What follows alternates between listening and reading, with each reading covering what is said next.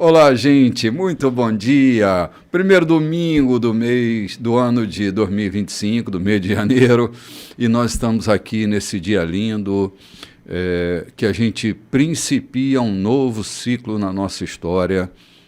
Um domingo de paz, um domingo de alegria, cheio de esperança para o seu coração, porque nós estamos iniciando mais um programa Café com Bispo. E nesse domingo lindo, eu venho trazendo meus queridos irmãos, pastor João Silveira, que aqui está ao meu lado esquerdo. Olá, bom dia, meu querido bispo. Bom dia, companheiro de programa, e bom dia você que está do outro lado. Nós queremos agradecer porque em 2024 você esteve na nossa companhia e nós estivemos aqui para que você tivesse o esclarecimento, tivesse alguma coisa da palavra de Deus para a sua vida. Estamos felizes por isso e muito mais radiante, porque estamos entrando em 2025, cheio de graça, de alegria, prontos para transmitir aquilo que o Espírito Santo colocar em nossos lábios, porque para isso nós temos orado, nós temos buscado, lido a palavra e estarmos prontos para transmitir aquilo que Deus quer que você ouça. Pastor João, você é o nosso representante do IBGE. Por quantos domingos nós permanecemos aqui no ano de 2024? Cerca de 50 domingos. Olha aí. Estivemos juntos. Que coisa linda, né, cara? 50 domingos é domingo pra caramba, né, não? Dá uma viagem pelo mundo, né? E também venho trazendo minha querida amiga, toda a Florida hoje, né? Uau! Isso, lindo, lindo, lindo, lindo. Muito bom dia, Loide Nogueira, minha Bom querida dia. amiga, minha irmã camarada. Que bom estarmos juntos nesse ano de 2025, né?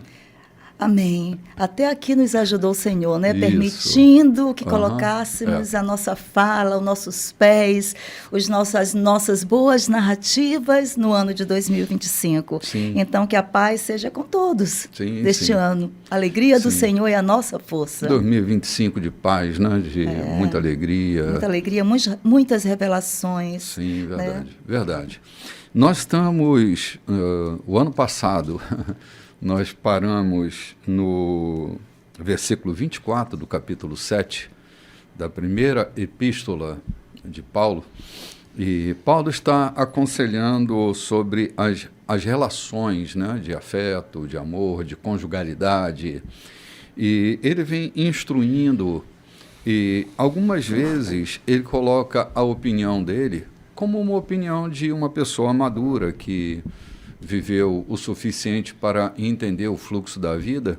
E bem aqui no versículo 25, que é o versículo que a gente vai começar hoje, ele fala sobre a orientação que ele está dando sobre aquelas moças que não eram casadas, as virgens, né? Mas ele deixa claro que não é mandamento, que não é uma ordem divina, mas ele tem um parecer, uma compreensão. É que nem sempre aquilo que a gente tem por conselho é estritamente bíblico, né? Passa pela coerência da vida, passa por nossas experiências, pelo tempo que estamos vivendo. Sim. E Paulo vai fazer uma interferência dessa. Como um homem maduro, ele traz uma orientação, e aqui a gente vai seguir essa leitura, né, Lodi? Já no versículo 25. Isso, versículo 25. O Senhor não deu orientações explícitas para as virgens, mas como sou muito experiente na misericórdia do Senhor e sempre fiel, confiem no meu conselho. Por causa das pressões atuais que sofremos de todo lado, talvez fosse melhor permanecerem assim. Você está casado? Permaneça casado. Não está casado? Não se case. Mas se vier a se casar, não comete pecado. O que estou dizendo é que quando você se casa, assume um peso a mais, numa época já estressante demais. Eu queria poupá-los disso. Quero ressaltar, amigos, que o tempo é essencial. Não há tempo a perder. Portanto, não compliquem a vida desnecessariamente. Vivam de maneira simples, no casamento, na tristeza, na alegria, no que for. mesmo em assuntos corriqueiros, como na rotina diária das compras. Sejam econômicos na escolha das muitas coisas que o mundo tenta empurrar para vocês. O mundo, como vocês o conhecem, está se desvanecendo. Bom, um pontinho aqui. Parece que o capitalismo já estava dominando ali Sim, a massa, né? havia uma pressão social, né? Aqui sim. nessa A criação fala de Paulo. necessidades, Isso. né? Você não tem necessidade daquilo, mas a pressão feita faz com que necessidades que não existam sejam criadas, né? O que eu acho muito legal, João e Lloyd, é que Paulo, ele fala dessas tensões desnecessárias, da superlativação de coisas simples. Tem gente que briga por coisas tão relevantes, tão miúdas, tão pequenas, tão sem expressão, mas que se agarram e se aferram a essas questões diminutas, que traz uma repercussão tão trágica, tão severa. A maioria das brigas de casais que eu conheço e presencio são por coisas muito pequenas. Um pelo de cachorro, uma sandália posta no lugar errado, um papel higiênico que é colocado a pasta de dente apertada pelo meio ou pelo fundo. A maioria das questões são tão miúdas, são tão pequenas, são tão relevantes, mas se cria um discurso de irrelevância que é desastroso. Cara, a gente tem que viver, os dias são velozes, não é? Quanto mais tempo você passar num estado de poesia, melhor é. Então, assim, poxa, tenta não se importar tanto com coisas tão pequenas. Isso facilita a jornada da vida. Se o tempo que Paulo vivia era um tempo mau para as relações, você imagina hoje que o tempo não facilitou coisa nenhuma. O tempo passou e a vida social ficou mais tensa ainda. Não ficou menos tensa e mais leve. O homem parece que não aprendeu a viver. E é preciso saber viver. Se a gente não sabe viver, se a gente não sabe transformar aquele ambiente caótico num ambiente de ordem, já tem tanta coisa para a gente colocar em dia e a gente ainda fica arrumando problema quando nem tem um problema. Parece que a gente sente falta do problema, né? É isso que Paulo está falando aqui, exatamente, né? É aquela síndrome de Estocolmo, né? Que a gente se apaixona pela pedra que fez a gente tropeçar, Meu né? Deus. E cria uma paixão. Aquilo me derrubou, me machucou, mas eu fico rodando. Cara, aprenda a deixar para lá as coisas. Eu queria pegar o texto ao pé da letra do que Paulo escreve, conforme a versão que eu tinha à mão, quando ele diz assim: quanto às virgens, não é o Senhor quem diz, eu quero apenas falar da experiência que tenho, e que se mantenham na pureza. No meu tempo, a virgindade de uma moça tirada por num namoro qualquer coisa dava cadeia, dava processo, dava facão, dava tiro, e morte acontecia por isso. Com a modernidade, isso tudo veio a cair em desuso. Mas Salomão escreve, lá no livro de Provérbios, no capítulo 20, o versículo 21, ele dá um conselho sobre isso meio que indireto. A posse antecipada de uma herança, no fim, não será abençoada. Então, o que é que eu estou falando? Eu estou dando um rodeio para não ser tão direto no assunto, né? A questão de manter-se virgem até o casamento ou nunca casar-se, né? É o que Paulo está dizendo, e Paulo está falando a uma sociedade que ele viveu que era muito diferente dessa nossa por costumes regionais. Ele estava lá no Oriente, enquanto a gente cá no Ocidente tem costumes diferentes. E que foram muito problemáticos essa situação. Mas eu já vi, eu tenho casos muito próximos de mim, de casamentos que foram desfeitos porque não foi acordado, não foi consentido, o homem insistia numa pureza absurda e a mulher negou-se de contar a sua situação de virgindade antes do casamento, e depois do casamento, o casamento acabou porque já não existia mais virgindade. Eu não quero tratar isso como doutrina de igreja, não quero tratar isso dizendo que Paulo está dizendo. Eu aconselho que se mantenham na pureza. Mas não é Paulo, não é a Bíblia quem está dizendo, não é Deus quem está mandando, dizendo é assim ou não é. Eu ainda me mantenho, de certo ponto, neutro no assunto, porque não tenho interesse em melindrar ninguém, em criar fardo sobre as costas de ninguém, e nem tampouco gerar um liberalismo para que a devassidão invada as famílias e a família perca, na verdade, a sua essência, né? Esse é o meu comentário sobre o que Paulo diz aqui. Quanto às virgens, eu aconselho que se mantenha na pureza.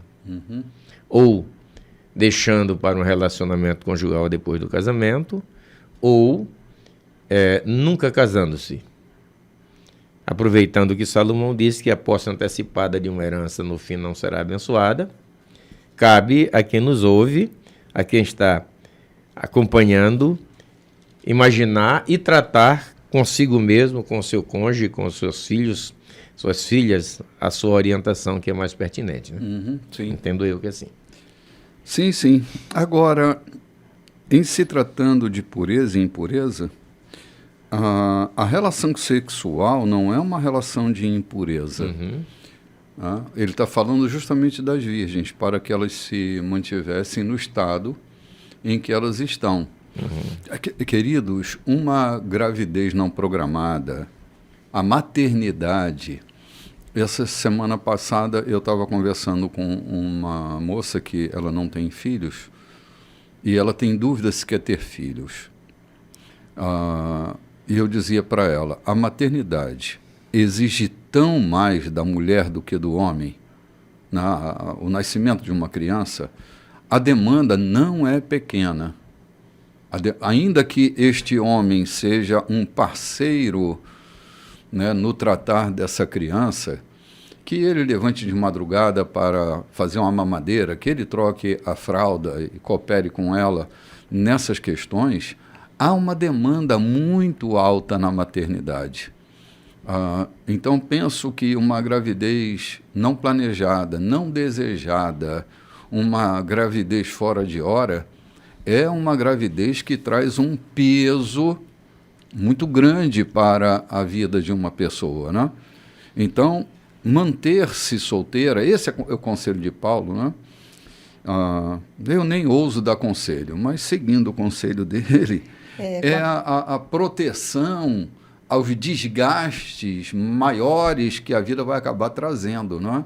Eu estou pensando nesse segmento também, né? Porque quando ele diz assim, que ele coloca aqui a experiência dele, né? O olhar experiente dele. Paulo deve ter visto muitas coisas, né? As moças, as virgens, as mulheres que ali foram abandonadas por alguém. Lembra quando o anjo apareceu a Maria?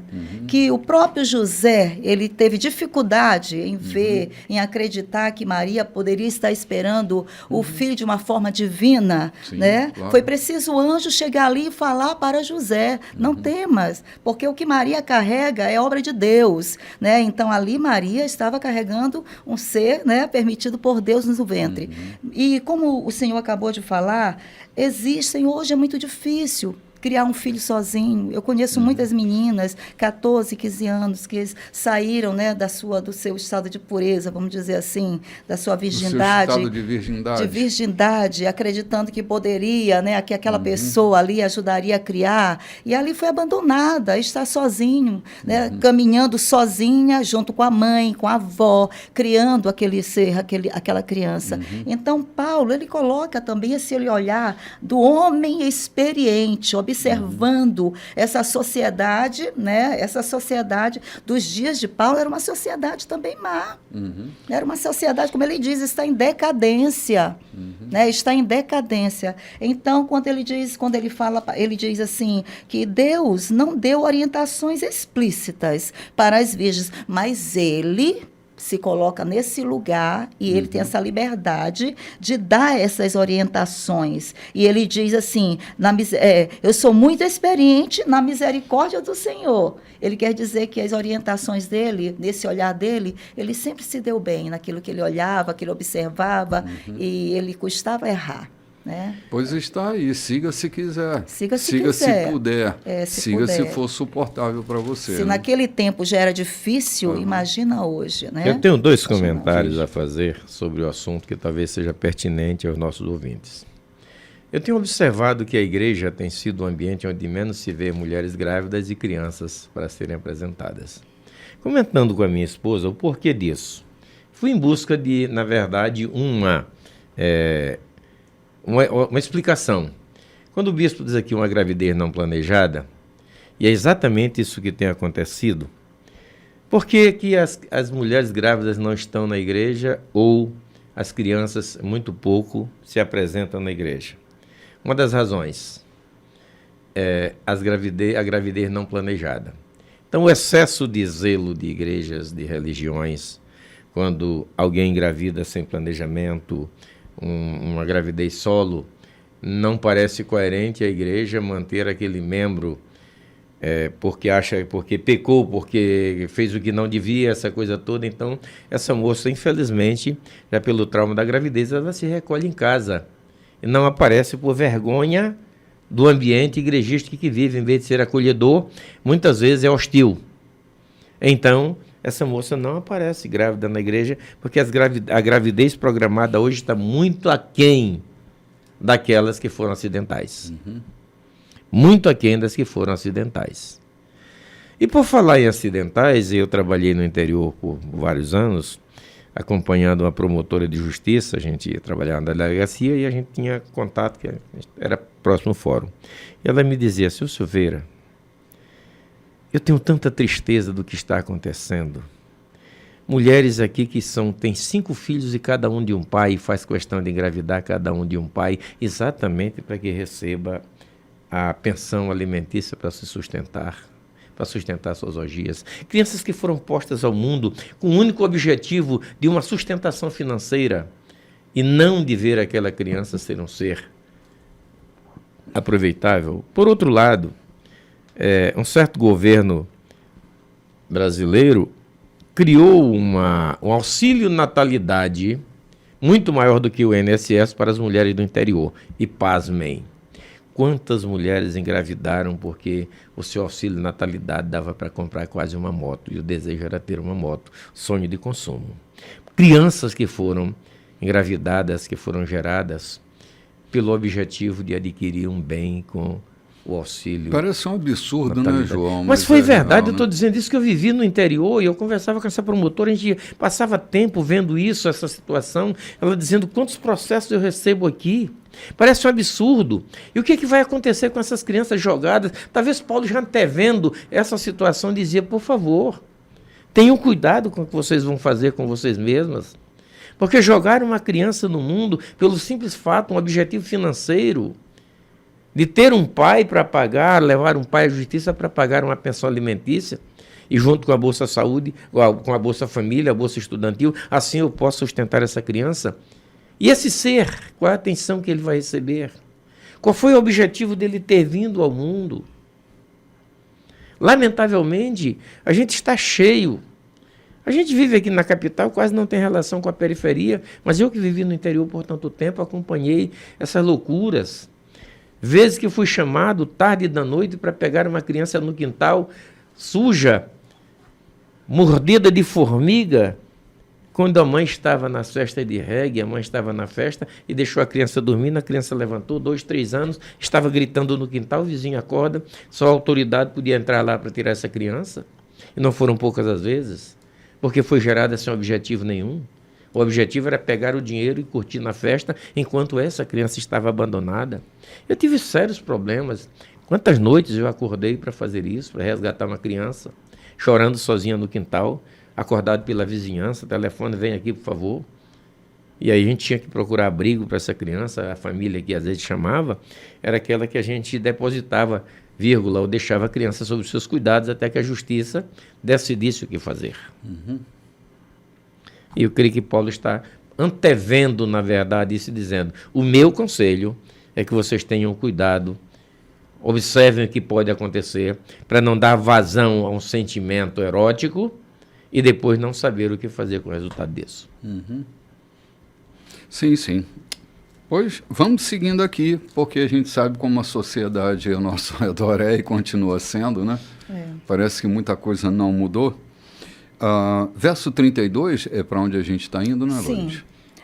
Quero que vivam o máximo que puderem, livres de complicações. Quem não é casado está livre para se dedicar unicamente ao Senhor. O casamento envolve a pessoa nos emaranhados da vida doméstica e na necessidade de agradar o cônjuge. Essas demandas exigem quase toda a atenção. O tempo e a energia que os casados gastam no cuidado mútuo podem ser utilizados para Deus por quem não é casado. Estou tentando facilitar as coisas, não torná-las mais difíceis. Tudo o que desejo é que vocês sejam capazes de desenvolver um modo de vida no qual possam se dedicar ao Senhor sem distrações. Pontinho aqui, novamente. Cara, é assim, é um bom conselho para quem admite a condição do solteirismo, é um excelente conselho. Porque é verdade. A gente, quando a gente é casado, a gente tem muitas demandas muito maiores do que aquelas que um solteiro tem. As demandas da própria necessidade da relação. Quando ele diz que quando você se casa, você tem essa experiência de querer agradar o seu cônjuge, não é? Isso aqui a gente precisa pôr na mesa tudo, né? para pensar, né? Porque, às vezes, pela necessidade de agradar o cônjuge, não é que a gente está cometendo um pecado e não está se dedicando a Deus. É que a agenda doméstica ela é muito absorvente. Ela requer um tempo muito grande da nossa experiência, e isso não está errado. A comparação de Paulo não é o que está certo e o que está errado, é o que é prioridade. Uma pessoa que se dedica ao casamento não quer dizer que ela não sirva a Deus, não quer dizer que ela não seja dedicada a Deus. Isso quer dizer que ela terá menos tempo para essa dedicação, porque é natural. Tem escola das crianças, tem as compras a serem feitas, tem a própria relação que precisa se investir tempo, tem tanta coisa que vai distrair a gente no sentido de que a dedicação à obra ela se torna menor, porque assim, não é que eu me dedicando à minha relação familiar, eu também não esteja fazendo a obra de Deus. Sim. Mas nessa força apostólica de Paulo, não era possível. Como possível isso? Não era possível como não é possível hoje. Eu tenho visto, lamentavelmente, eu não estou fazendo uma denúncia, mas é constatação, mais de 50% das famílias de pastores que eu conheço são desagregadas, porque tem uma família, resolve assumir um ministério de tal forma, com tal magnitude, que deixa a sua família para trás e esquece a sua família. E os filhos se tornam inimigos da igreja, se tornam inimigos dos pais, se tornam dispersados por aí, porque não há como cuidar da família e da igreja de forma tão dedicada, ou não fomos orientados para fazer isso. A minha filha diz assim: graças a Deus que os meus pais se tornaram pastores depois de eu criada, porque eu não sei como seria pelo que eu tenho visto nas famílias de pastores que eu conheço. E eu tenho tratado com muitas famílias de pastores exatamente por isso. Fazer a obra e cuidar da família requer, na verdade, muita sabedoria, muito entendimento, muita dispensação de Deus sobre a vida. Do contrário, a situação camba para um lado ou para o outro. Sim. Vocês se lembram bem que Paulo faz citação a Pedro e a outros apóstolos, dizendo assim: eu não sou como os demais apóstolos que se deixam acompanhar por suas mulheres irmãs. Não quer dizer que Pedro e os outros estavam errados e Paulo certo. Isso quer dizer que quando eles se deixavam acompanhar por suas mulheres irmãs, eles tinham uma economia de tempo mais afetada, porque tem que cuidar, precisa tratar, precisa agradar, precisa ouvir, precisa falar. Gente, a gente vai ali tomar um cafezinho e volta já já. Gente, voltando a esse assunto do casamento e do ministério, eu estava ainda há pouco comentando com meus amigos aqui que quantas vezes eu errei na minha vida achando que meu ministério era mais importante do que meu casamento.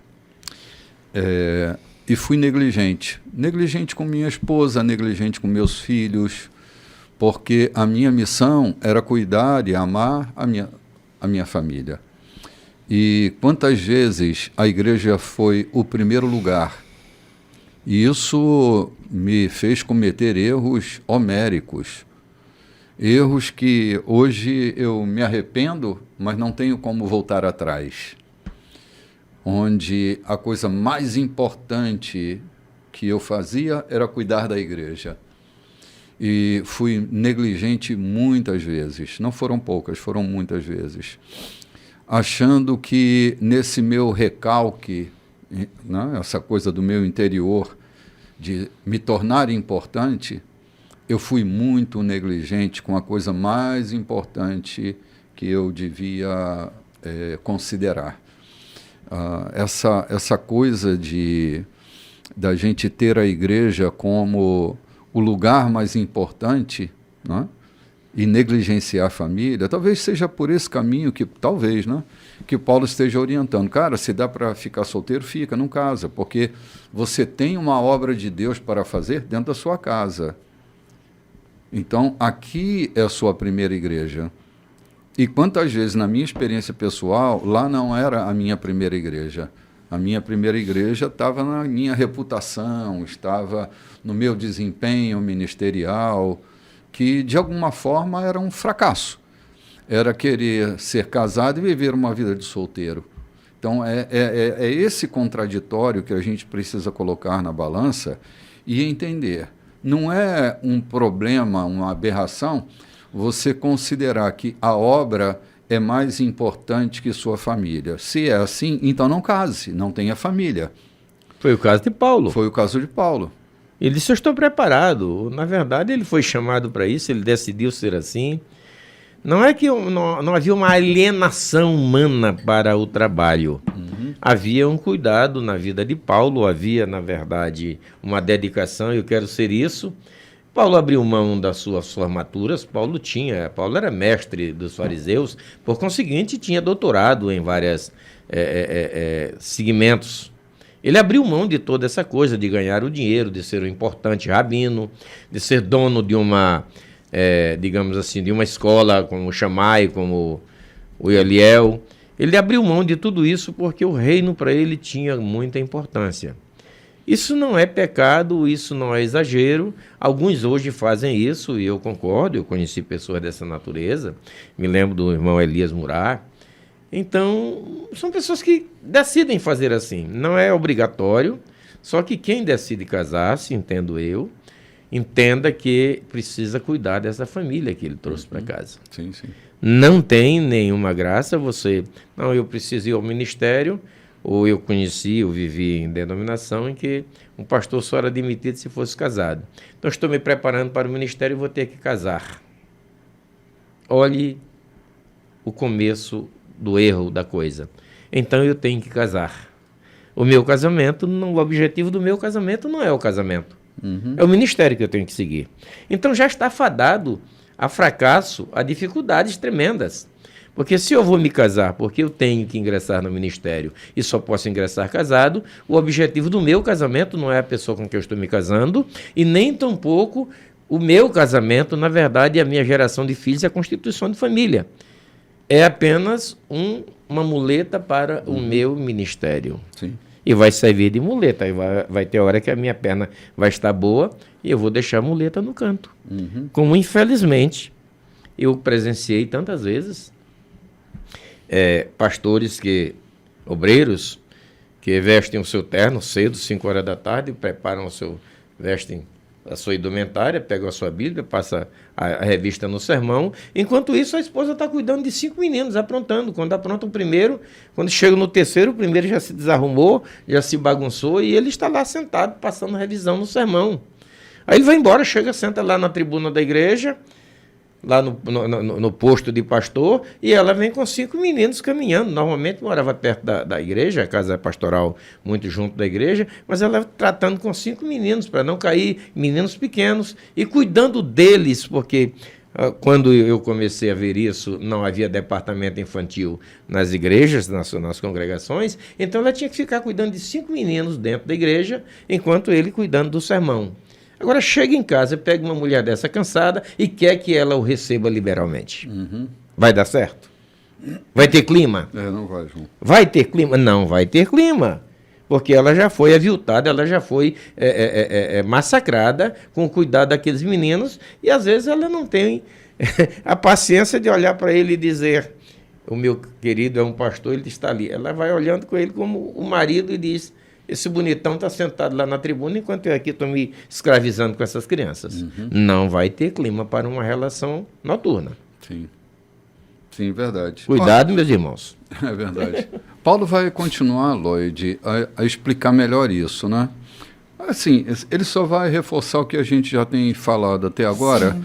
Mas olha só como fica mais claro.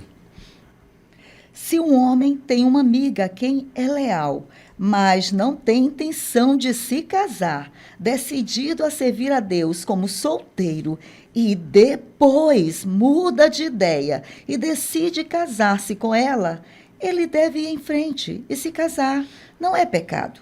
O casamento não está um degrau abaixo do celibato, como alguns dizem. Mas se o homem está bem em sua decisão pela vida de solteiro, dedicada a Deus, e for essa a sua convicção, não algo que lhe foi imposto, ele deve permanecer assim. O casamento é espiritual e moralmente correto, e não é de modo algum inferior ao celibato, embora, como já disse, por causa dos tempos em que vivemos, tenho razões pastorais para encorajar o celibato. Ponto, está claro. A gente pode servir a Deus no celibato e servir a Deus no casamento. Como o texto está colocado, não é um degrau abaixo. Agora, servir a Deus no celibato e servir a Deus no casamento precisa ser com a mesma intensidade de propósito, colocando cada coisa no seu devido lugar. É isso mesmo. Então, casar não é um problema. Viver no celibato também não é um problema. Não há um problema. O problema são nossas especulações sobre as questões. A gente só precisa ordenar retamente as coisas. O que fica difícil para alguns que não conseguem fazer essa ordenação devida, não sabe colocar as coisas nos seus devidos lugares. E às vezes por falta de orientação, por falta de alguém que os ajude a colocar ordem sobre as questões, é que a coisa começa a complicar. Por exemplo, se eu tivesse na época um orientador que me ajudasse a entender melhor as coisas, mas eu tinha um pastor que ele era muito mal casado, ele vivia uma relação conjugal extremamente desgastada, e para ele estar na igreja e nas atividades da igreja era mais importante do que estar em casa. Uma fuga, talvez? Uma fuga, com certeza. A obra se tornou uma fuga. E é isso que Paulo está dizendo que está errado. Isso aqui é que é pecado, é que a gente não viva uma vida de casado como se deve, porque, gente, servir a Deus no casamento começa de dentro de casa. Se a gente faz essa obra boa, a gente não está repreensível, né, nesta ordem de prioridade. Porque também é servir a Deus educar os filhos, também é servir a Deus ser um provedor, quando a estrutura familiar é que este homem seja um provedor, que ele seja um bom provedor e que ele pregue, que ele anuncie, que ele ensine. Não há nenhum problema e nenhum conflito. A questão é só uma questão de ordem de prioridade. Não dá para você ficar se comparando a alguém que tenha liberdade de tempo, liberdade de espaço, liberdade para fazer do seu tempo o que ele bem entender. Não dá para você ficar se comparando se você não tem a mesma disponibilidade. Então, assim, não se desgaste, cara. Se você tem uma vida conjugal estabelecida, permaneça nela. Se você decidiu se dispor a viver uma vida de casado, não viva uma vida de solteiro. É isso. Se você decidiu viver uma vida de solteiro, então não viva uma vida de casado. Isso aqui vai comprometer a sua vida e a sua trajetória, né? O inverso disso também tem as suas razões. Eu conheci um cidadão, por sinal vocês conhecem alguns filhos dele, um engenheiro agrônomo, um homem bem-sucedido, que tinha tudo para assumir o ministério pastoral na sua denominação, mas decidiu ser o ministro da sua família, produzindo 10 filhos, 10 profissionais com formação superior, 10 homens de bem na sociedade, entre eles muitos pastores, médicos, homens que servem à sociedade. Então, seu ministério não foi numa tribuna. Eu tenho a liberdade, por sinal, prefiro declarar o nome dele por honra, porque para mim foi honroso conhecê-lo e conviver com ele, o senhor Abdeval Pinto Bandeira, pai do pastor Neemias, que já esteve com a gente algumas vezes por aqui. 10 filhos. Ele abriu mão do ministério pastoral para ser pastor da sua família e produzir nos 10 filhos que ele gerou 10 homens que fossem úteis à sociedade e ao reino. Eu creio que também esse inverso tem suas vantagens. Uhum. Sem dúvida alguma, tem suas vantagens. Por outro lado, a gente estava tratando outro assunto, é que, às vezes, alguém se envaidece, se elocubra com o ministério e decide não casar para que faça um bom ministério, mas não está pronto para lidar com os seus conflitos, com os seus ímpetos, com os seus impactos emocionais, os seus impactos eróticos, e às vezes entram no ministério por impacto, por elucubração, por um sentimento, e depois estão caídos por aí porque não suportaram o seu ímpeto sexual e começaram a abrasar, né, como Paulo diz. De repente, terminaram fracassando na vida, não deram certo, nem como obreiro e nem como pai de família. É bom a gente ter cuidado, a gente está falando isso aqui, não é denunciando ninguém, mas é abrindo os olhos para entender que aqueles que desejam o episcopado, excelente obra desejam. Mas tenham cuidado de saber como é que você vai fazer. Não casar apenas porque você vai para o ministério, mas também não deixar de casar, porque o ministério pode suprir todos os teus desejos e quando você entra em crise, não tem força para suportar os impactos e aí abre mão, afunda o barco e arruína toda a sua vida quando podia ser progresso, quando podia ser próspera, quando devia ser uma coisa linda, por ímpeto, por vaidade, por elucubração, termina perdendo, na verdade, a sua carreira que estava proposta. Tá, exatamente, João. São essas coisas, João, que o coração da gente fica mais amainado quando a gente entende a função de cada coisa. Ok? Se eu entendo como funciona, eu não exijo de mim mais do que o devido. Não fico me comparando a ninguém e a ministério nenhum, porque eu entendi o meu papel dentro dessa história. A minha dor, às vezes, está em que o ministério se torna uma fuga de um casamento mal-sucedido, e aí você nem tem um ministério bem-sucedido, E nem um casamento bem-sucedido. A fuga não é o melhor caminho. Está inventando reuniões na igreja para não ficar em casa é uma tragédia. Ter que estar inventando como é que se chama? Programações dentro da igreja para que não fique dentro de casa, é uma tragédia, seja lá para quem for. Que as programações tenham, que elas existam, mas elas precisam caber. Às vezes o que se faz no Ministério Pastoral é tirar as pessoas de dentro da casa delas, inventando reunião. Tem reunião de segunda a segunda. E as pessoas, nem eles vivem a vida comum do lar E não deixam os outros viverem a vida comum do lar. E aí começa a gerar uma série de dificuldades, começa a gerar um desgaste excessivo. Meu Deus do céu. Gente, coloquemos as coisas no seu devido lugar. Casar não é um pecado, ficar solteiro não é um pecado. Pecado é querer viver como solteiro quando casado é, ou viver como casado quando solteiro é. Se você quer dedicar-se exclusivamente a Deus, se mantenha solteira, se mantenha solteiro. Se você acha que o casamento tem um lugar de importância, e tem, né? E tem, então dedique-se ao seu casamento. Não é o que sobrar, é assim, arrumar a sua agenda de prioridade. Eu vivi no interior, e eu lembro de um pastor também que falava sobre isso, carga costal, conduzir muita carga em costa de animais. O boi muito serviu para, a gente botava uma parede chamada cangalha nas suas costas, e carregava mandioca e qualquer coisa nas suas costas. Todavia, para que aquilo acontecesse, cada lado da carga era contrapesado, ou seja, era medido nos olhos para que não houvesse peso maior, senão a cangalha rolava e a carga caía e o destroço estava feito. Então a carga costal, ela não podia ter um peso maior de um lado do que do outro.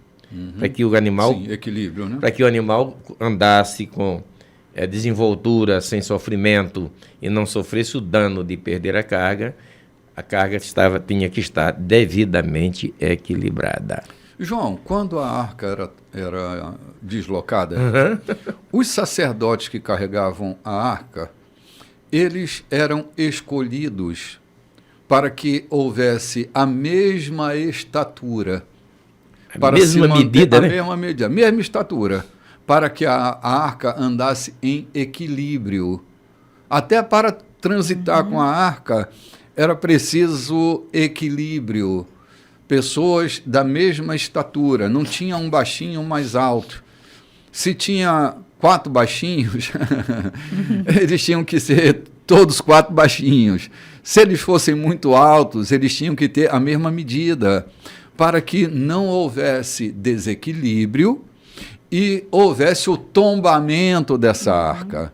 Então, equilíbrio, moderação, ter estaturas equivalentes é o segredo. Gente, se há uma palavra-chave na nossa espiritualidade, essa palavra chama-se equilíbrio. Guarde isso e você vai viver uma vida mais tranquila. Mantenha-se equilibrado, nem tanto ao céu, nem tanto à terra. Mantenha-se equilíbrio. Todo extremo, todo excesso, ele indica para nós uma falta em algum lugar. Entende? Por exemplo, no meu caso particular aqui, todo o meu excesso de dedicação à obra da igreja, ok? Era uma falta de reconhecimento, falta de amor próprio, Então, essa coisa de querer ser visto, comandou a minha vida por alguns anos, principalmente no início do meu ministério. A juventude é própria para isso. Mas eu volto no que disseste sobre equilíbrio. Nem tanto o céu quanto a terra, está lá escrito na Bíblia, assim na terra como no céu. Está lá? Está lá. Assim na terra como no céu. A vontade de Deus deve ser feita. Como é feita lá, deve ser feita aqui, de forma equilibrada. Sim, sim, exatamente. É esse equilíbrio que a gente precisa manter para a gente viver dias melhores, né? Amém. Sejamos equilibrados, sem tanto fanatismo, sem tanta frieza, mantenhamos o equilíbrio. Isso traz saúde para nós.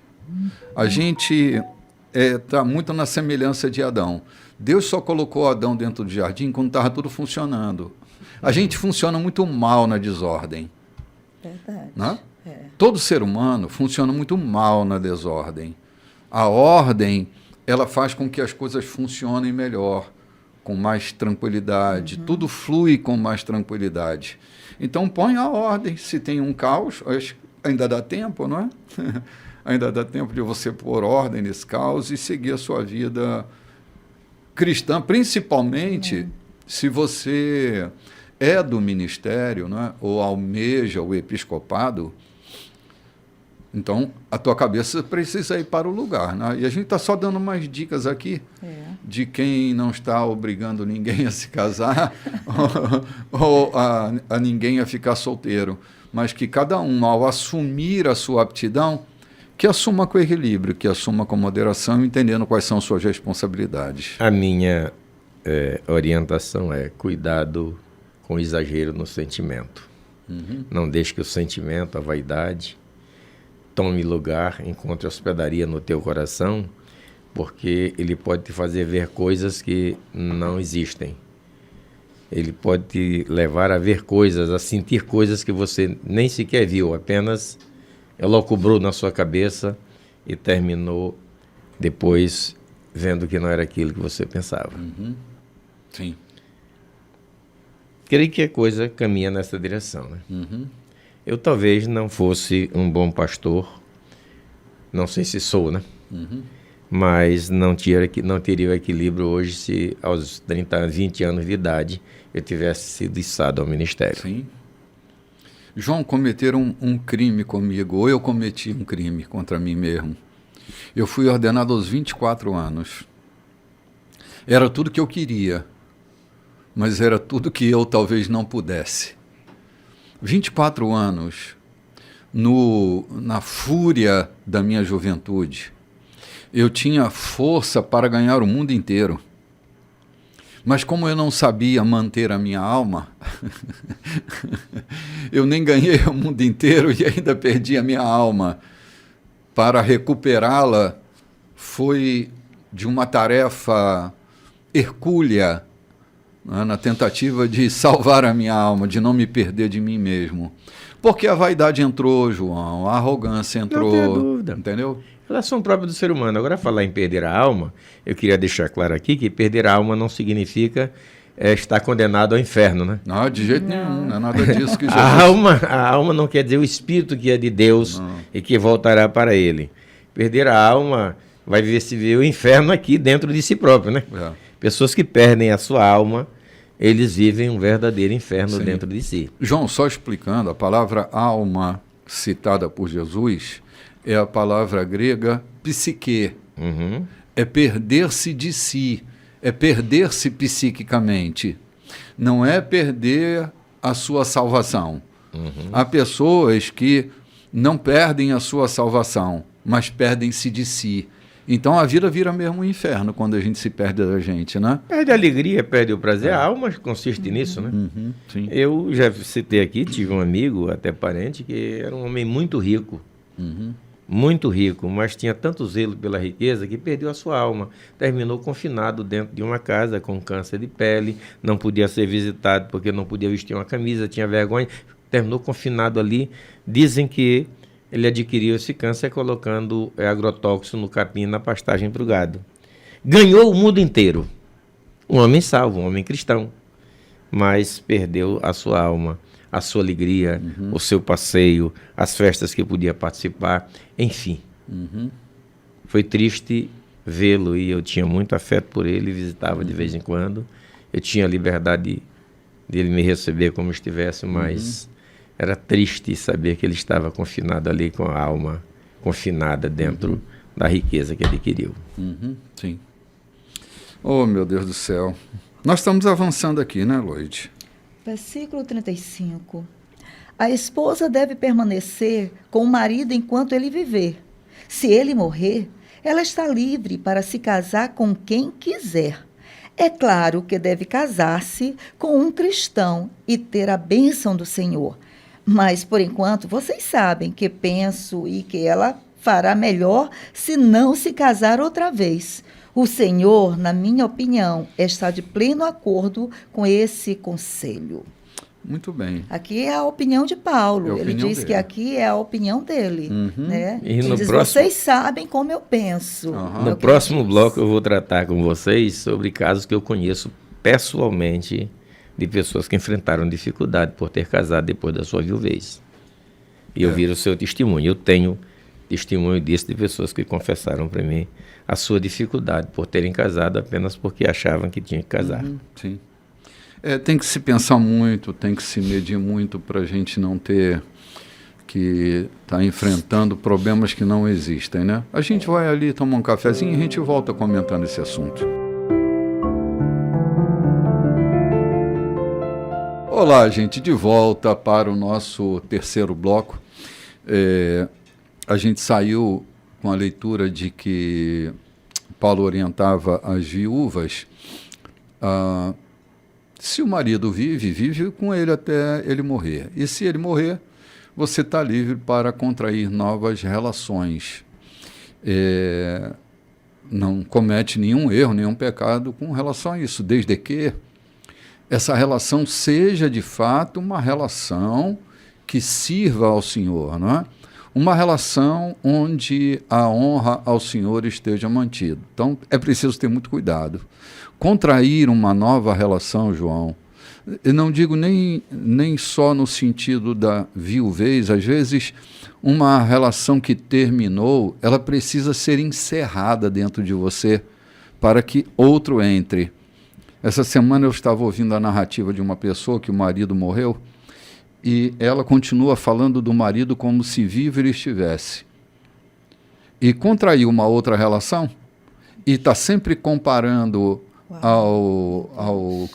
o que morreu ao que está vivo. E às vezes humilhando o que está vivo, porque o que morreu parecia ser de uma capacidade extraordinária, e o que está vivo não tem toda essa capacidade. Então, olha a confusão que essa relação está dentro da vida dessa mulher e nas relações dela. Então, assim, é preciso se encerrar um ciclo para se iniciar outro.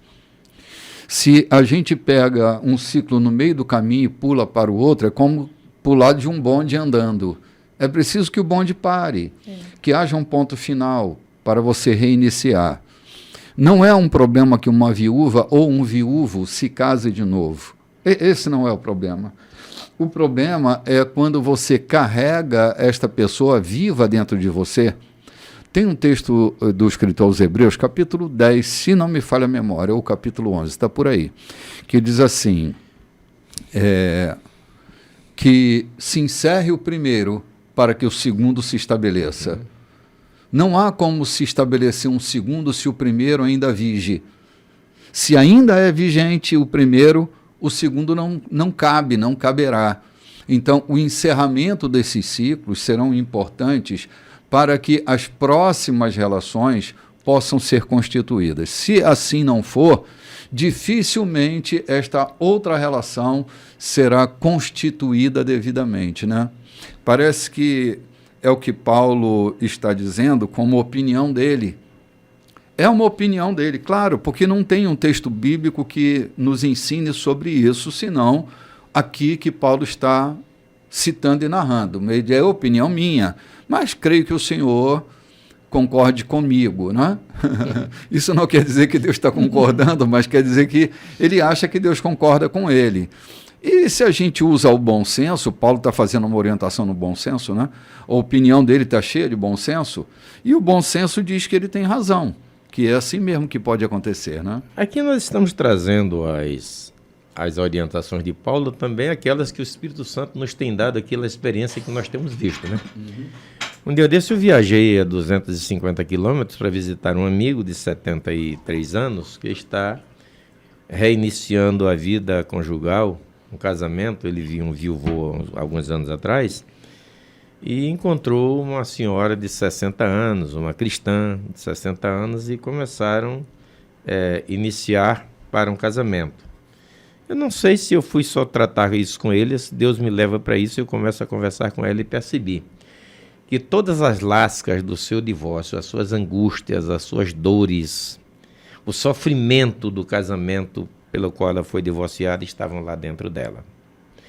e eu e a minha esposa estivemos com eles até tarde da noite, tentando fazê-la entender e decidir que com toda aquela bagagem que ela vinha carregando nas costas, não ou na sua frente, no seu peito, não dava para dormir junto com outro marido, porque aquela bagagem se interpunha entre os dois e a dificuldade ia ser grande. Ou ela abria mão de toda essa bagagem, ou abria mão do novo casamento, porque seria um desastre para a vida dela e para a vida do novo cônjuge.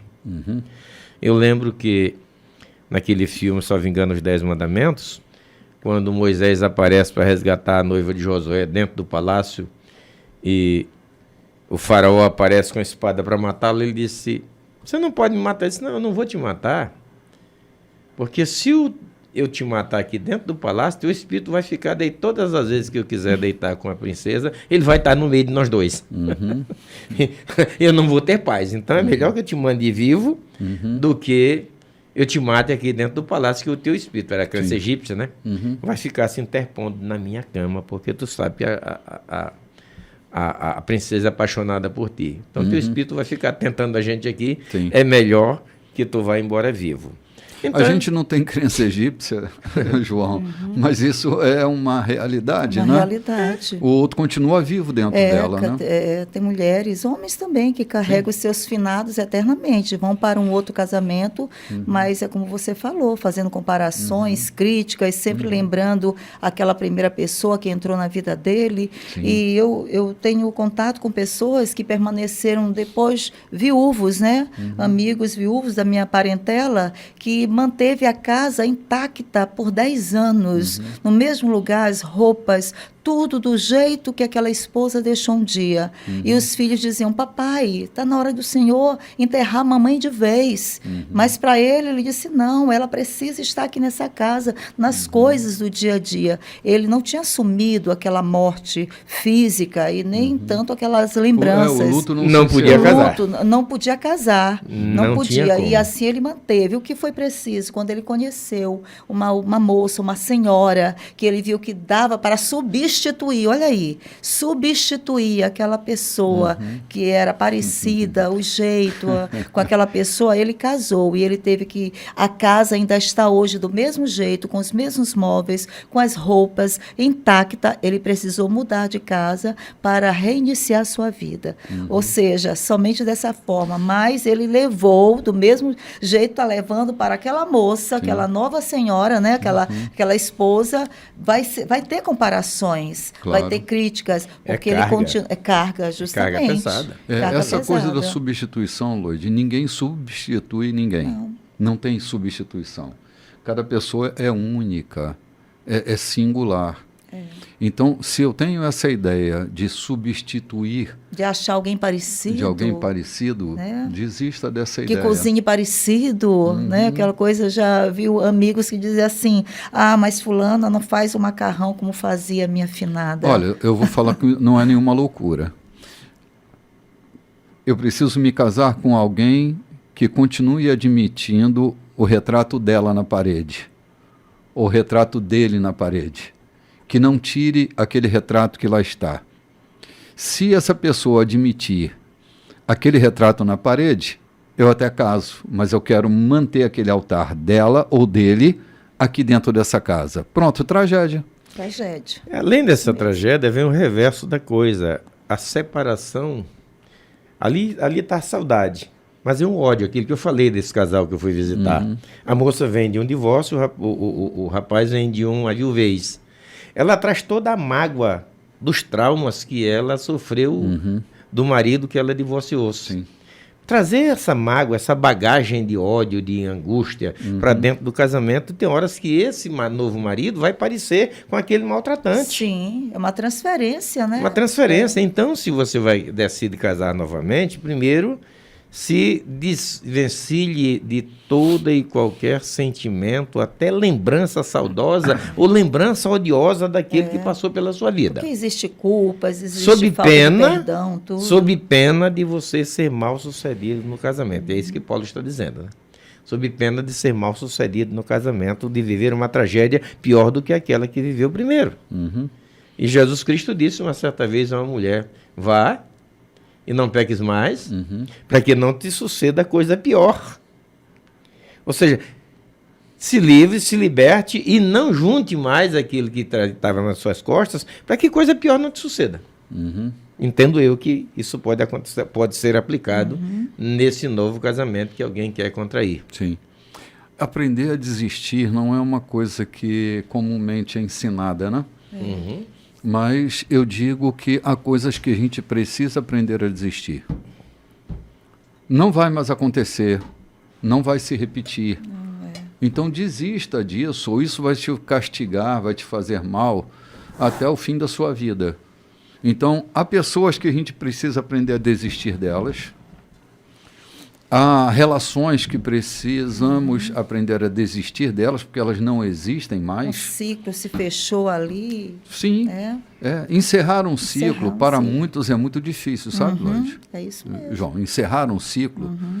Há pessoas que preferem postergar e não encerrar ciclos, porque a postergação vai dar trabalho e ela ainda quer ter aquela ponta de conexão com aquilo que bem ou mal fez, né?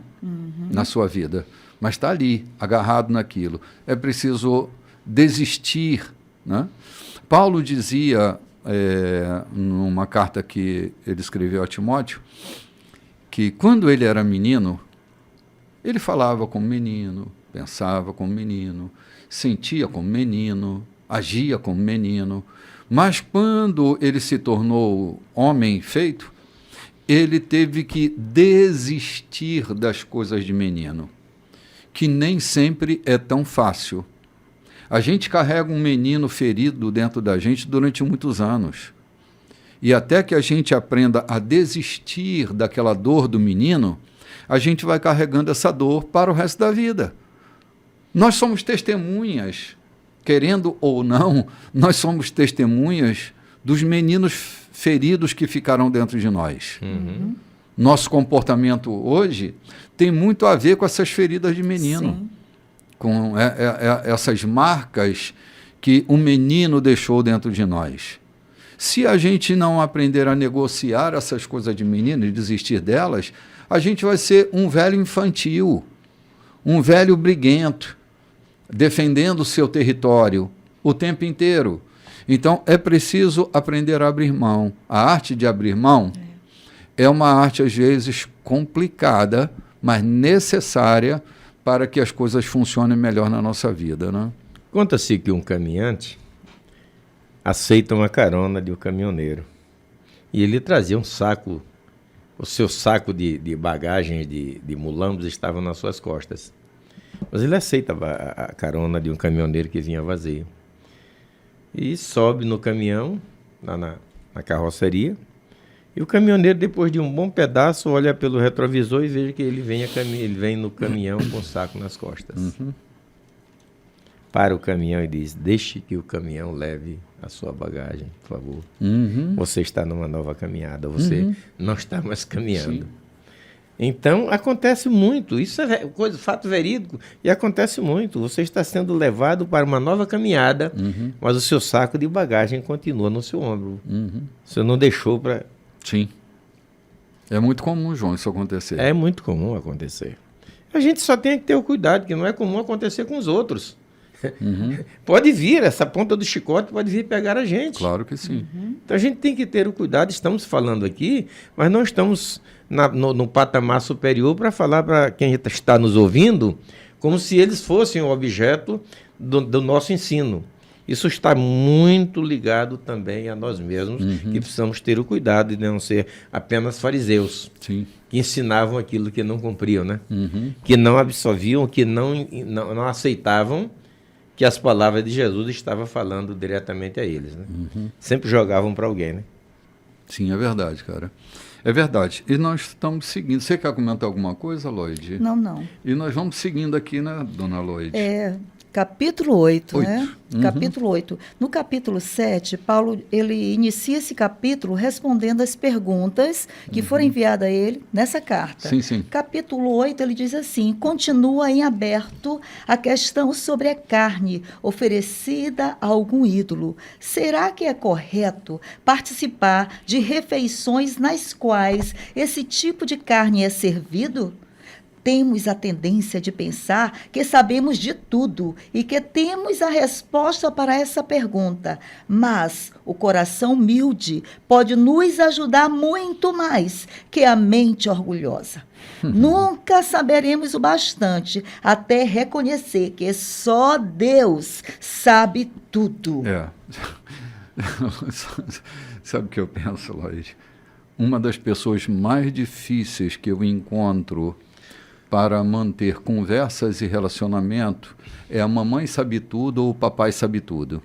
Cara, nunca consegue aprender nada, está sempre ensinando, sempre sabe tudo, sempre sabe. E ninguém sabe tudo. Uma das características marcantes na vida de um rabino é que ele saiba aprender com as crianças. Ter ouvido atento.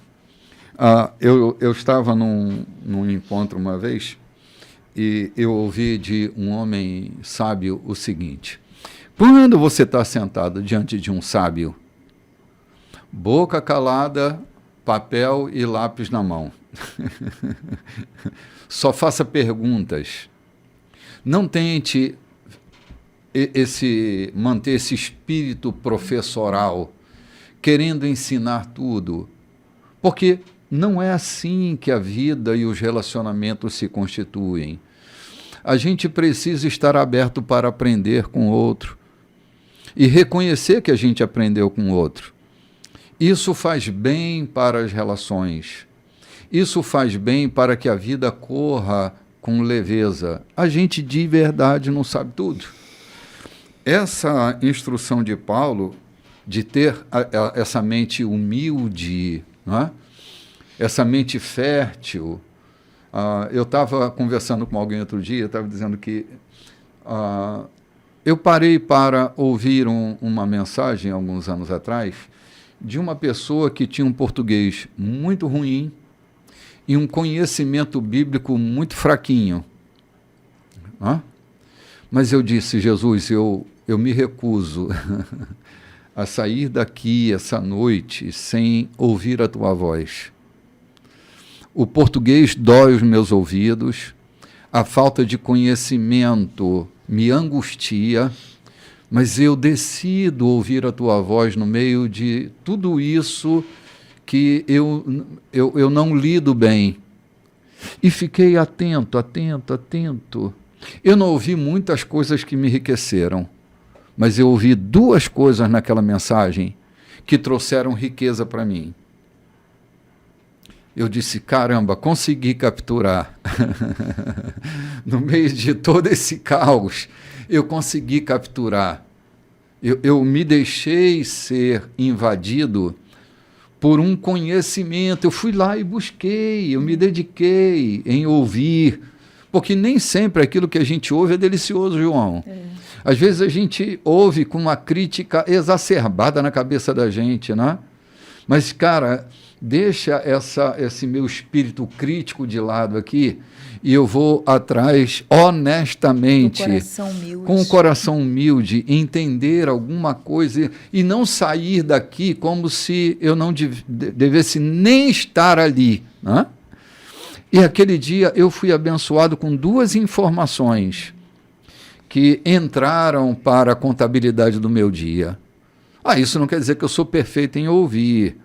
Isso não quer dizer que eu, às vezes, não me sinta orgulhoso. Mas isso quer dizer que eu estou me esforçando para que a humildade não saia de mim. Entende? Então, eu estou entendendo o que Paulo está dizendo e, para mim, cai muito bem. Ter esse status dentro de mim de ter uma alma humilde, ter um coração humilde para lidar com as coisas que são até adversas de mim, né? Ou são diversas de mim. Muito bem, cara. Eu estou achando bastante interessante, mas ele não entrou na carne ainda, né?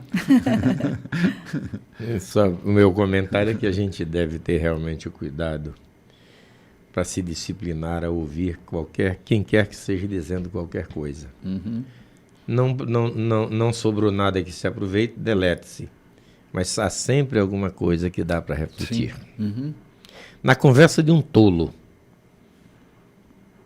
ouve-se e delete-se aquilo que não serve, mas há sempre alguma coisa que dá para a gente. Se não dá para a gente aproveitar o que ele disse, vai dar no mínimo para analisar por que ele age daquela natureza. Uhum. Qual o seu comportamento para poder instruí-lo. Uhum. Às vezes, ouvir um tolo vale a pena? Às vezes vale. Porque depois de ouvir todas as suas tolices, todas as suas estutices, você pode tirar alguma lição para uma hora, um momento, começar a conversar, instruí-lo para que ele não continue sendo um tolo. Sim. Mas se ele é tolo, João, ele vai se tornar seu inimigo. Ele vai se tornar seu inimigo. No mínimo, para ouvi-lo, para não cometer os mesmos erros, já será o bastante. Né? Uhum. Oh, meu Deus do céu.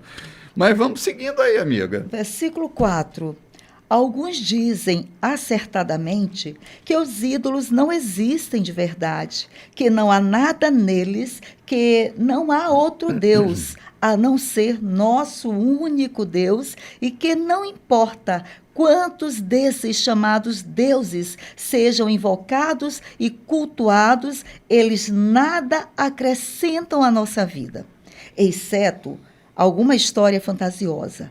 Eles dizem, mais uma vez acertadamente, que há apenas um Deus, o Pai, que tudo nos dá e quer que vivamos para Ele. Dizem também que só há um Senhor, Jesus o Messias, e que tudo é por causa dele, nós inclusive. Sim, é verdade. Então, pensando logicamente, nada aconteceu à carne quando ela foi oferecida ao ídolo. É como qualquer outra carne. Eu sei disso e vocês sabem também. É só proteína. Mas isso não é tudo. Se fosse, algumas pessoas iriam achar que sabem de tudo e começariam a menosprezar os outros. O conhecimento verdadeiro não é insensível. Precisamos ser sensíveis ao fato de que não estamos todos no mesmo nível de compreensão. Exato. Alguns de vocês passaram a vida inteira comendo carne de ídolo e estão certos de que há alguma coisa na carne que prejudica vocês. Essa mentalidade não vai mudar da noite para o dia. Felizmente, Deus não nos vê pela dieta. Não somos elogiados quando comemos de tudo, nem repreendidos quando não toleramos essa comida. Mas Deus se preocupa quando alguém usa sua liberdade de modo irresponsável, levando algum companheiro de fé a se desviar do caminho, devido à vida que levavam anteriormente. Por exemplo, digamos que vocês se vangloriam da sua liberdade indo a um banquete oferecido em honra aos ídolos, no qual o prato principal seja carne sacrificada a ídolos. Mas essa postura pode representar um perigo para quem ainda luta com a questão, alguém que os considere sábios e maduros. O perigo é que ele ficará terrivelmente confuso, sem saber mais o que é certo e errado. Então vamos dar uma paradinha aqui. Vamos só dar uma paradinha. Cara, tá tão bom da gente ouvir o que Paulo está dizendo, porque há questões, João, que não está certo ou está errado. A questão é como eu trato... O que está certo ou o que está errado. Exatamente. Porque... Por exemplo, eu tinha uma avó que ela ela tinha uma atividade religiosa muito diferente da minha, sua cultura religiosa. E de vez em quando ela tinha umas cocadas lá, que eu no meu íntimo sabia para quem ela tinha feito aquelas cocadas e aquelas pipocas. Mas eu nem perguntava a ela. Eu comia a cocada e cocada comida estava. Comia pipoca e comida estava a pipoca.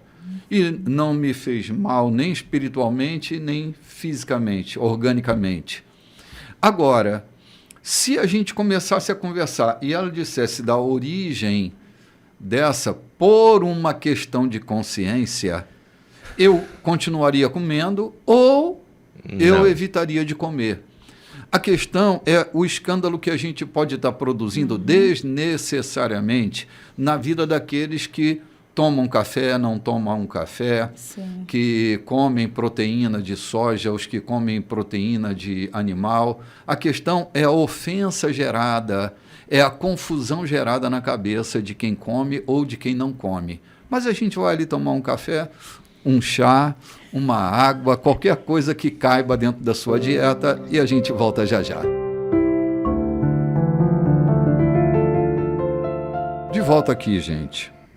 Lembrando que essa relação que Paulo fala sobre a questão de carne sacrificada ao ídolo, de que proteína é só proteína, que não tem nenhuma questão a mais, senão a questão da própria consciência, acho muito interessante que ele fala sobre os níveis de compreensão que são muito diferentes.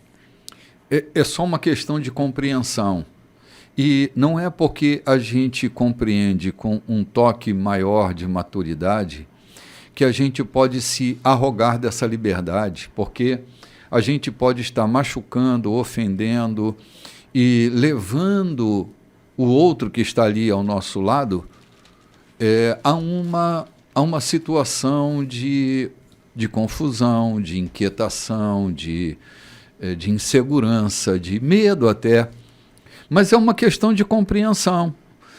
Não é que um está certo e o outro está errado. Também, não é? Aqui não é certo e errado. É uma questão assim, eu devo proteger. Se a casa é de sapo, cócoras com ele. De cócoras com ele. Se eu vou numa casa onde são veganos, eu como o legume numa boa com eles. Mas se eu vou numa churrascaria, né, eu procuro não ir com vegano, porque lá não tem muita coisa que ele vai poder comer, né? Eu estava numa dieta de proteína animal há um tempo atrás, e eu até ia na churrascaria, não me incomodava com a carne que comiam, eu não podia comer. Então eu ia para o balcão de saladas, e estava tudo bem para mim. Mas há pessoas que têm verdadeiras agressões dentro delas quando elas veem alguém que está fazendo alguma coisa que elas não podem fazer. Então, assim, vamos entender que há níveis de compreensão diferentes, né? E eu preciso aprender a respeitar as diferenças. Acho que é Voltaire que diz assim, embora não concorde com você, né, estou usando aqui minhas palavras para definir a fala dele, mas eu sou capaz de morrer pelo direito de você falar sobre aquilo que eu discordo. Então, assim, fale, não tem problema nenhum discordar de mim. Isso não me ofende. Agora, aprendamos a respeitar. Eu posso não concordar com as coisas. Posso e até devo. Mas eu preciso aprender a respeitar. Isso talvez seja o mais próximo de politicamente correto. Politicamente correto é você ter opiniões diferentes, mas respeitar a opinião diferente da sua, sem gerar frisson, sem querer dominar o outro, sem querer colonizar o outro, sem querer convencer quem quer que seja. Esse talvez seja o nível de maturidade que a gente precisa alcançar na questão do conhecimento, entende? Maturidade, amor, humildade, Sim. tudo está aqui, né? Sim, sim. Quando eu olho para aquela pessoa que está nessa condição ainda frágil, né? Fragilizada na caminhada com Cristo, ou de algum conhecimento, eu me colocar, eu tenho essa empatia de olhar nesse olhar do outro e me colocar nesse lugar, nessa situação, dizer, eu vou ajudar esse irmão. Como eu posso fazer? Será que eu deixando de tomar a Coca-Cola vai ajudá-lo a caminhar um pouquinho mais? A não comer esse arroz e comer o arroz integral vai ajudá-lo um pouquinho mais? Quer dizer, eu posso colocar o meu coração humilde, a minha sabedoria no trato, né, nessa pessoa. E Paulo fala isso aqui, é muito interessante que ele diz, o coração humilde pode nos ajudar muito mais do que a mente orgulhosa. Ah, não estou nem aí para ele, é ele que pensa assim, não sou eu. Não, a gente tem que estar assim, né? Senão a gente faz igual Caim, não? É. Que tem eu a ver com o meu irmão? Que tem a ver com esse irmão? A dieta é dele, não é minha. Né? É ele que está fazendo. O culto é dele, não é meu. Não é meu. Né? E sim. Paulo diz para a gente usar de uma compreensão com esse que ainda está caminhando nessa fragilidade. Sim, o primeiro homicídio da história nasce dentro de um culto. É no meio de um culto. O desrespeito, a indiferença. O homicídio nasce da indiferença. Tanto faz se você vive ou se você morre. Não é? Foi por causa de um culto que o primeiro homicídio entrou. Eu olho para as nossas diferenças teológicas e fico aqui pensando que isso pode estar mais próximo do homicídio do que a gente imagina. Ofendendo o outro de herege, agredindo o outro com palavras, ostentando um pseudo-conhecimento. Isso está mais próximo de um homicídio do que a gente pode imaginar.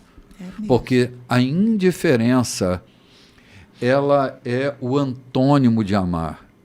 Odiar não é o antônimo de amar, mas a indiferença é. É aquilo que se antagoniza ao amor. A indiferença é você não existe. Você e nada é a mesma coisa. É aqui que nasce o homicídio. Se você é nada, então para que existir? Se existe, então não faz diferença para mim. Então o homicídio acontece nessa circunstância, né? E brota por causa de um culto. Que loucura, né? Chegando aqui onde Paulo diz, eu lembro de um texto bíblico que me falha a memória, a referência: quem é sábio vai vivendo em paz. Ou seja, Paulo está chamando para a pacificação pela sabedoria, pelo entendimento. Um coração humilde é um coração de entendimento, de sabedoria. Viva em paz com os outros se você tem entendimento. Se falou no vegano, seria uma humilhação eu ser convidado para almoçar na casa de um vegetariano ou de um vegano e levar a minha proteína. É um insulto a ele. É melhor que eu não tivera ido. Mas eu quero me reportar aqui que desde o princípio do versículo, talvez algumas pessoas que estejam nos ouvindo, não sei se tem, é que Paulo está falando de carne sacrificada a ídolos, né? Que era, na verdade, uma prática lá na região, especialmente na cidade de Corinto. Todo e qualquer animal levado ao mercado, a sua vida era dedicada a um Deus, como pagamento de uma promessa, de um voto, como um sacrifício feito. A carne depois era vendida, mas a sua vida e o derramar do seu sangue era oferecido a determinada divindade da época. É isso que Paulo está falando, está tratando de uma questão própria, pertinente aos coríntios, que não é tão comum hoje em nosso meio, né? Aqui e ali acontece. E Paulo está falando que estava permeando entre os cristãos. Ou seja, um boi que a sua vida, o seu sangue foi derramado e sacrificado a Moloque, estava agora no mercado. E alguns irmãos não sabiam se podiam comer ou não comer. Se podiam comprar ou não comprar daquela carne. Então Paulo está disciplinando isso aqui. Ele diz que não há nenhuma contaminação naquela carne por parte do ídolo, porque ele também não serve para nada, o ídolo, né? Mas a consciência daqueles que podem ou não. Ou se eu chego no açougueiro e digo, me corte o filé desse boi. E ele diz, eu sei que o senhor é crente, e esse boi foi sacrificado a Moloque. Você vai querer assim mesmo? A instrução que Paulo está dizendo é que, pela consciência do próprio açougueiro, eu devo desistir. Entendo que eu devo desistir. Eu não devo ser prepotente e dizer, não, corta assim mesmo, porque esse ídolo não vale nada. Quem sabe aquele açougueiro seja devoto daquele ídolo e podia me cortar uma peça de carne tão bem cortada e eu deixo de comprar. Então, se ele te diz não é, ou é melhor que, para que você evite aqueles que estão em volta e o próprio açougueiro, você desista de comprar. Não porque vai lhe fazer mal, mas porque vai fazer mal ao outro a sua atitude. Sim. Paulo agora vai descer a um comentário sobre essas questões que ele escreve acima, das mais lúcidas e responsáveis, porque ele vem falando do mau uso da liberdade, né? Isso. Do mau uso da liberdade. Né? Versículo Exatamente, 11. Ele diz assim, Cristo deu a vida por essa pessoa. Ele está falando dessa pessoa ali que... Antagônica, né? Justamente. Então, agora no 11 ele diz, Cristo deu a vida por essa pessoa. Seria pedir demais que desistissem de ir ao banquete por causa dela? Porque, como vocês dizem, não faria nenhuma diferença. Mas fará diferença se vocês ferirem um irmão com o risco de condená-lo à ruína eterna. Quando vocês ferem seu irmão, estão ferindo a Cristo.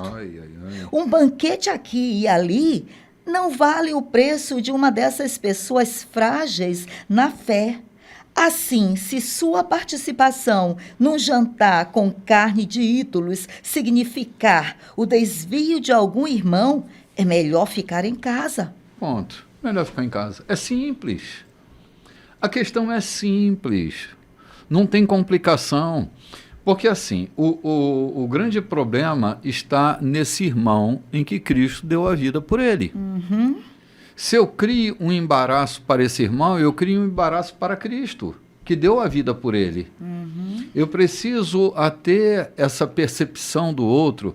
Eu acho que foi domingo passado que eu estava me lembrando de uma coisa. Como as pessoas não estão vendo o Cristo que está em mim, o Espírito que está em mim, elas me agridem, me condenam, me execram, falam mal de mim.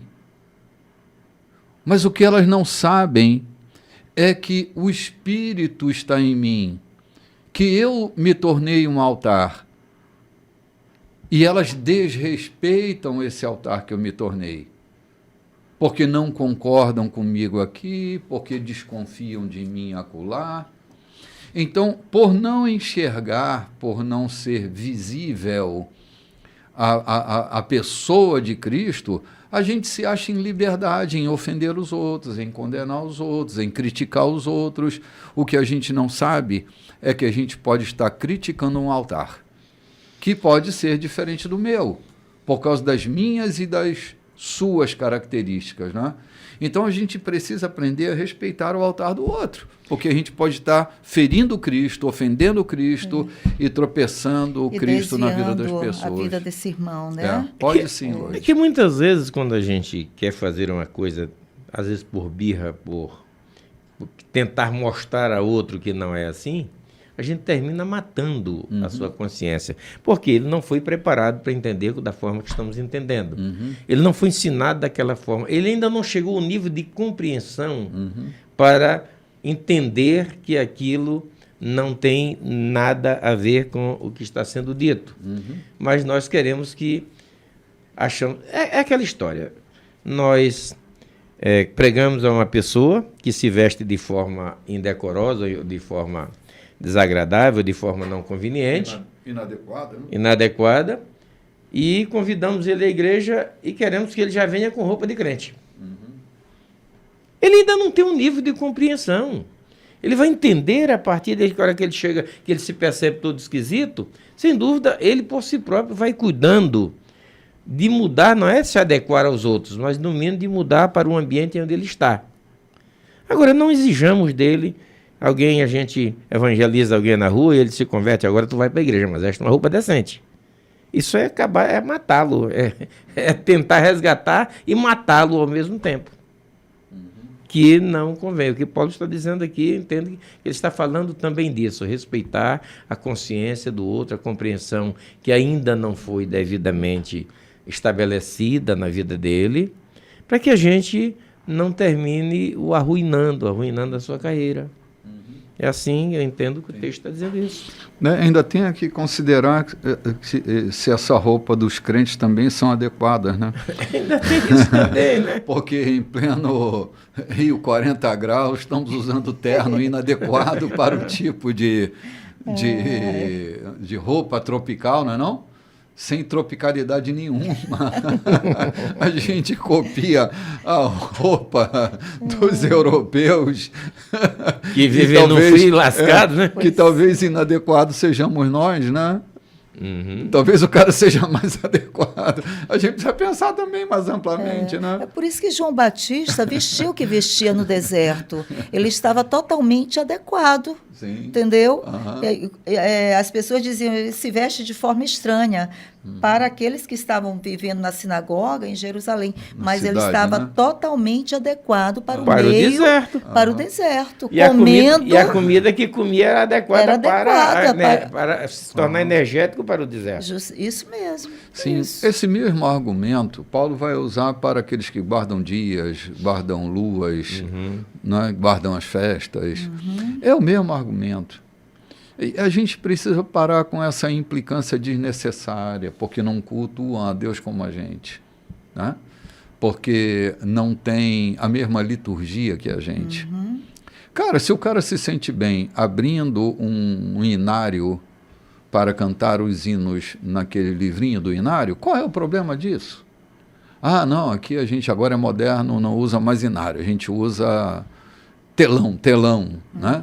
Ah, usa telão, bicho, e não enche a tua paciência e não enche a paciência do outro com que tem esse comportamento cultico. A gente precisa ter essa relação mais eclética dentro da gente, né?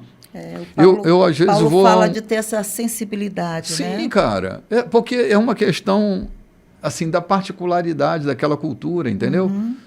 Eu vou pregar em igrejas que a prática litúrgica deles é muito diferente da minha.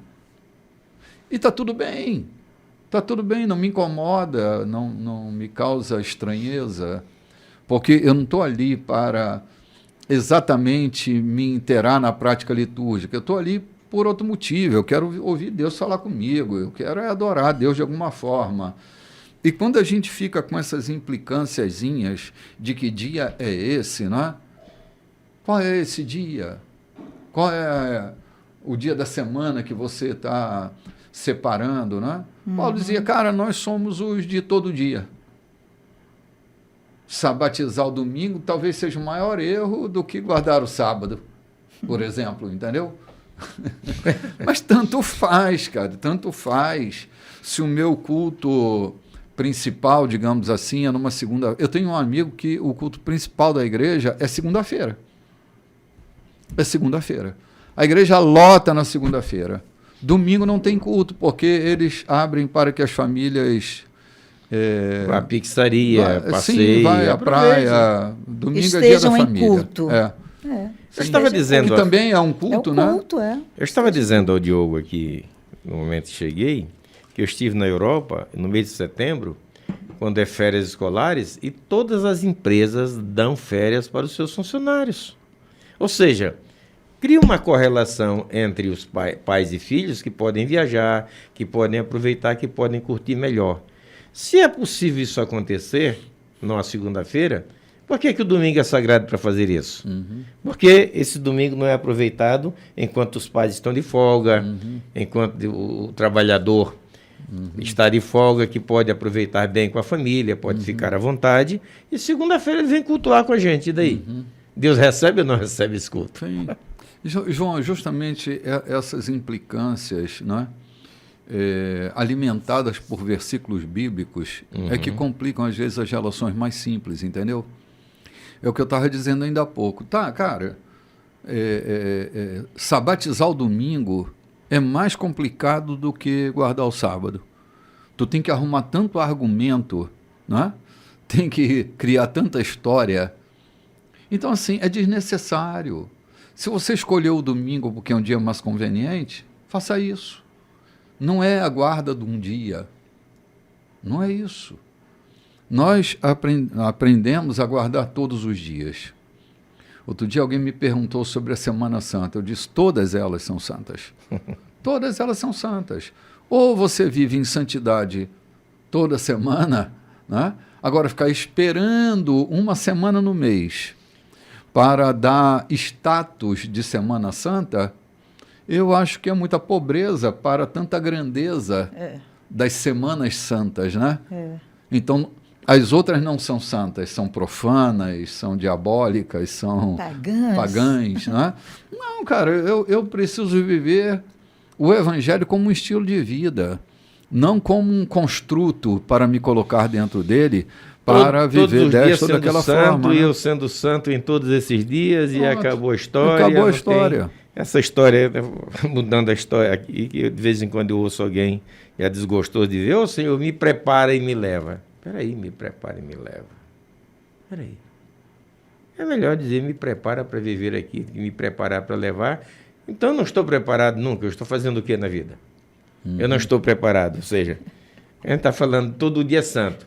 Então, eu não estou preparado, não tem nada a ver uma coisa com outra. Eu não estou preparado para ir, me prepara e me leva. Não, está errado. Lembre-se disso, eu devo estar preparado. Pronto agora, o tempo todo.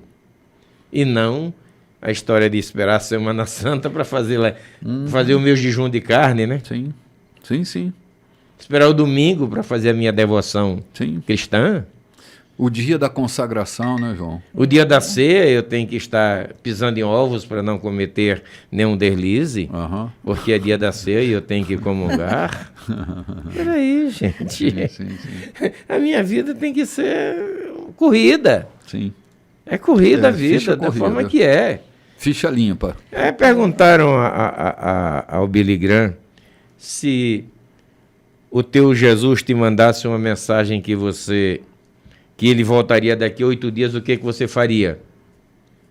Ele pega a sua agenda e diz, cumpriria a minha agenda, tal dia pregando na África, tal dia em tal lugar, tal dia em tal lugar. E na hora que ele viesse, lá de onde eu estava, eu subiria com ele, né? Lindo isso, né? Sim. João, esse sentido de missão, há muito tempo atrás eu ouvi do Ivan Baker uma colocação que ele dizia que cada discípulo de Jesus precisa viver com um nítido, um claro sentido de missão na sua vida. Para onde você for, vá no Evangelho. Indo. Caminhando, se deslocando para qualquer lugar, para o supermercado, para a autopeças, para a concessionária, para o trabalho, para a escola, para onde você for. Até para cuidar, para resolver um assunto que ficou mal resolvido com aquele que te ofendeu, que te roubou, que te enganou, que tentou te enganar, que te defraudou e você não está satisfeito. Até indo para tratar isso, deve ser o indo, na verdade. Sim. Indo fazer discípulos. Enquanto vai, né, cara? Hã? Enquanto vai. Enquanto vai. Indo é enquanto vai. E esse indo, ele tem muito mais poder, autoridade do que ide. Porque ide é exclusivo, eu posso ir ou não. Mas indo, eu estou me deslocando o tempo todo. Isso. Sim. Está no caminho, né? Está fazendo a coisa acontecer. Estou fazendo parte desse cenário. Está acontecendo comigo também. Né? Então, indo comprar a carne que foi sacrificada no mercado, eu preciso olhar em volta e ver se eu estou escandalizando o açougueiro ou meus irmãos que estão perto de mim. Isso é indo também, né? João, qualquer atividade nossa é um deslocamento no espírito do Evangelho. Precisa ser assim. Precisa ser desse jeito. Se a gente tem que se arrumar e arrumar as malas para ir, tem alguma coisa errada. Tem alguma coisa equivocada. Esse sentido missionário da vida é um sentido que a gente precisa passar a refletir.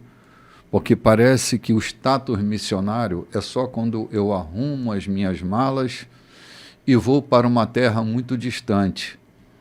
Eu nem fiz chover na minha terra ainda, quero fazer chover na terra dos outros. Eu nunca evangelizei na minha cidade, na minha rua, no meu bairro, mas eu me encho de coragem para evangelizar Na África. na África, por exemplo, num país africano. Cara, por que eu não comecei em casa, né?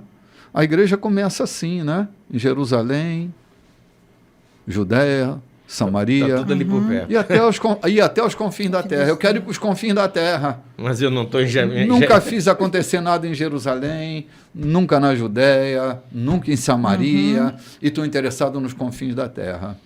Mas Então, você me diz assim, por que Paulo não começou em Jerusalém? Porque quando ele foi alcançado, ele não estava em Jerusalém. sim.